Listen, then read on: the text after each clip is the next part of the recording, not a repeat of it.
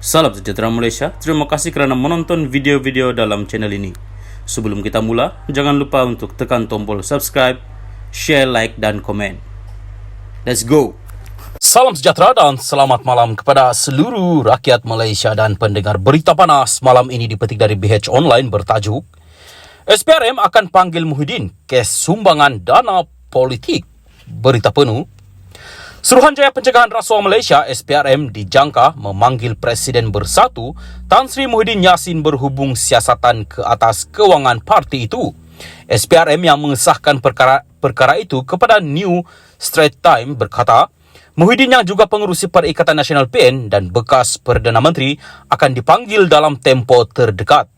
Muhyiddin akan dipanggil bagi dirakam kenyataan mengenai dakwaan RM300 juta ringgit yang diterima parti terbabit sebagai dana politik daripada kontraktor yang dianugerahkan projek ketika pentadbirannya, katanya.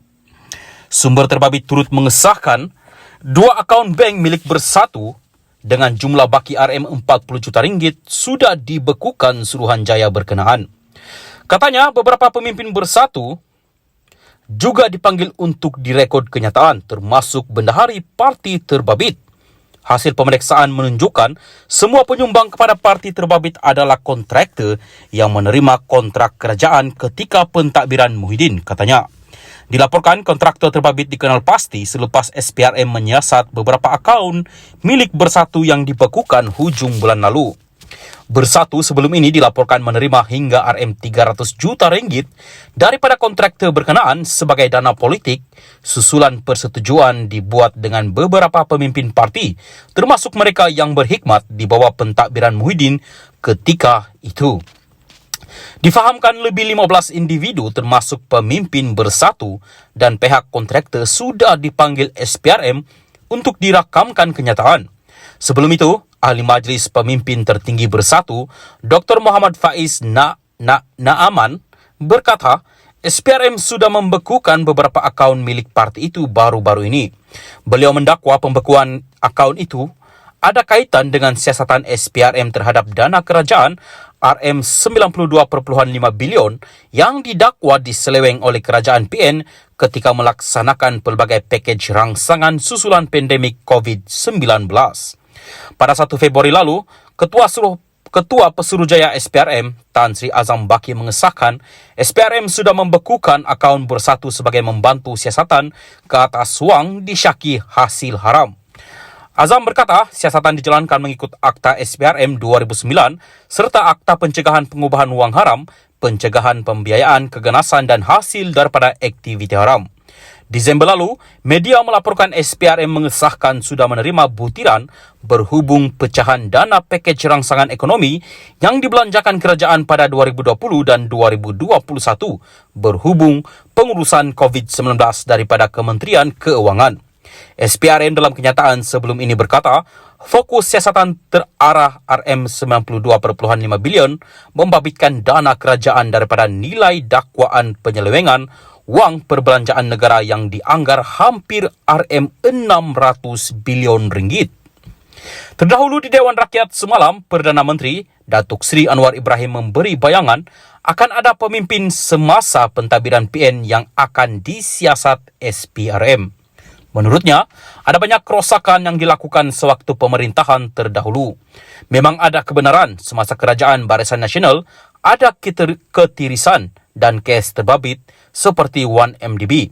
Tetapi, masa pemerintahan PN ada banyak kerosakan juga, katanya menjawab soalan Datuk Dr. Muhammad Radzi, MD Jidin, PN Putrajaya isu ketirisan dalam kerajaan sebelum ini.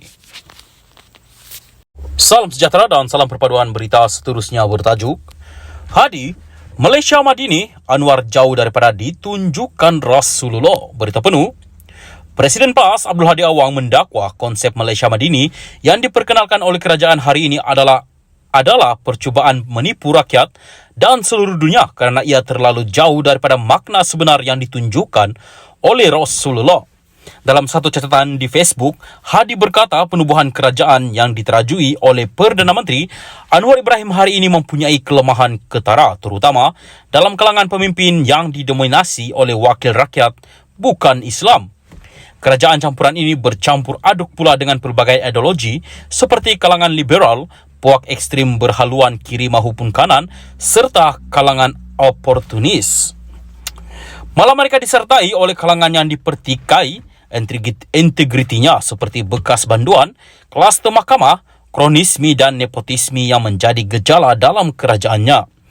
Betapa mereka adalah paling jauh daripada ciri-ciri Madini yang mampu mencipta kemajuan yang positif dan jauh daripada konsep Al-Din yang wajib menjadi panduan, katanya.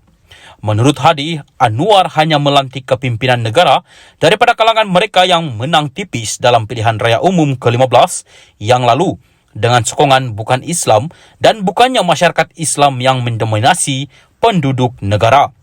Malah dakwanya, ketirisan dalam kerajaan hari ini semakin ketara susulan pelbagai pendedahan membabitkan salah laku. Makin hari, makin terdedah perkara-perkara yang melibatkan soal salah laku. Sehingga beberapa orang pemimpin dan komponennya sendiri membuat teguran secara terbuka kepada media melalui lisan dan tulisan menyentuh prinsip dan integriti yang menggoncangkan kedudukan mereka. Keadaannya tidak mampu ditutup dengan alasan kenyataan dan tindakan menyerang parti lawan dengan tujuan menutup kelemahan mereka, katanya. Walaupun tidak menyebut sebarang nama, Hadi dipercayai merujuk tindakan SPRM membekukan akaun bersatu bagi membantu siasatan di bawah Akta Pencegahan Pengubahan Wang Haram dan Pencegahan Pembiayaan Keganasan.